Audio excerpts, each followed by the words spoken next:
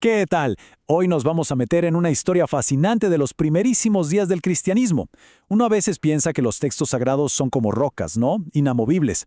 Pero la verdad es que hasta los más importantes tuvieron que pelear unas batallas increíbles para ser aceptados. Así que empecemos a explorar este choque de ideas. A ver, pensemos en esta pregunta por un segundo. ¿Qué pasaría si uno de los pilares de la fe, un evangelio completito, fuera acusado de ser una idea peligrosa, una herejía? Bueno, pues esa fue exactamente la crisis que tuvo que enfrentar la iglesia primitiva, una batalla que no se peleó con espadas, sino con interpretaciones y argumentos.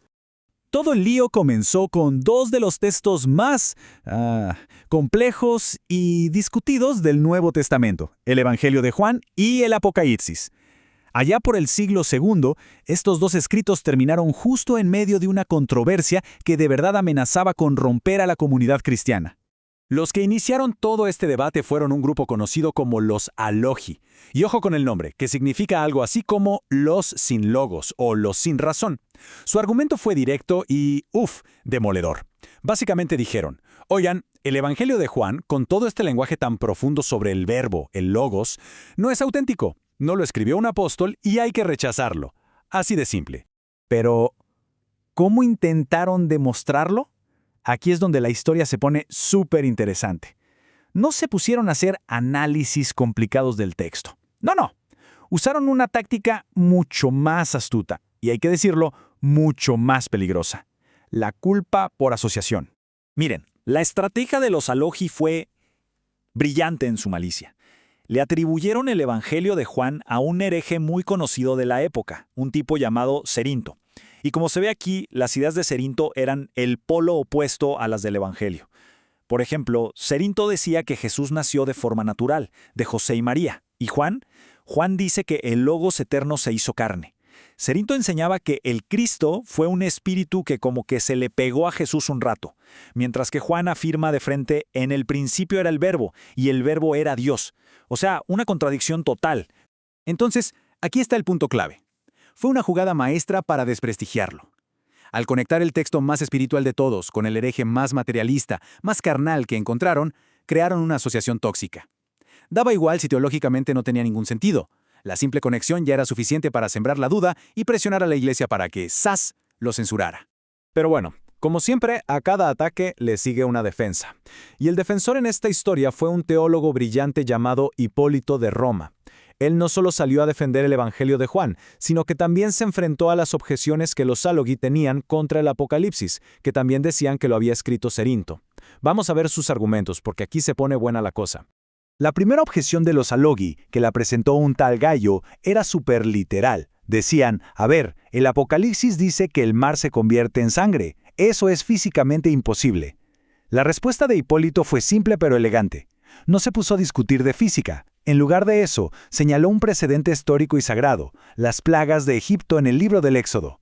Su lógica era, si Dios ya lo hizo antes a pequeña escala, ¿por qué no podría hacerlo a escala universal después? ¡Jaque! Su segunda objeción era más bien moral. Argumentaban que no era justo que plagas como las langostas del Apocalipsis dañaran a la gente así, sin más, a diestra y siniestra. Pero Hipólito los frenó leyendo el texto con más cuidado. Les demostró que el juicio es súper selectivo. El texto dice claramente que los justos, los que tienen el sello de Dios, están protegidos. El castigo va dirigido solo y exclusivamente a los que persiguen la fe. O sea, no es indiscriminado, es de alta precisión. Hipólito iba ganando la discusión punto por punto. Pero su golpe de gracia, la jugada que no solo ganaría el debate, sino que cambiaría la forma en que la iglesia leía las Escrituras para siempre, todavía no había llegado. Y aquí es donde vemos el verdadero triunfo de la interpretación. A ver, Hipólito podría haberse quedado ahí, en una defensa literalista, pero él entendió que pelear en los mismos términos no iba a resolver el problema de fondo. Se dio cuenta de que para defender textos tan complejos y simbólicos como el Apocalipsis, necesitaba una herramienta de interpretación mucho más poderosa, más sofisticada. Y esa herramienta fue la exégesis tipológica. Atención con este concepto que es la clave de todo. Es un método que ve los eventos y personajes del Antiguo Testamento, los llamados tipos, como avances, como prefiguraciones de lo que se iba a cumplir completamente en el Nuevo Testamento. Los antitipos. Por ejemplo, las plagas de Egipto no son solo un hecho histórico y ya. No, son un tipo del juicio final. Y esto nos muestra el resultado de una forma brillante. Al usar la tipología, Hipólito no tuvo que sacrificar el texto ni defenderlo con una literalidad ciega. Lo que hizo fue demostrar que la Biblia tiene su propia lógica interna, una lógica de redención donde la historia siempre está apuntando hacia el futuro. Con este método, la lógica de Dios que no siempre entendemos trasciende por completo nuestra física humana. Al final, ya no importaba si el mar podía o no convertirse en sangre literalmente. Lo que importaba era lo que ese evento significaba dentro de la gran historia de la salvación. Al final, el enfoque de Hipólito fue el que ganó. El Evangelio de Juan y el Apocalipsis se quedaron firmes en el canon. Pero esta historia nos deja con una pregunta mucho más grande.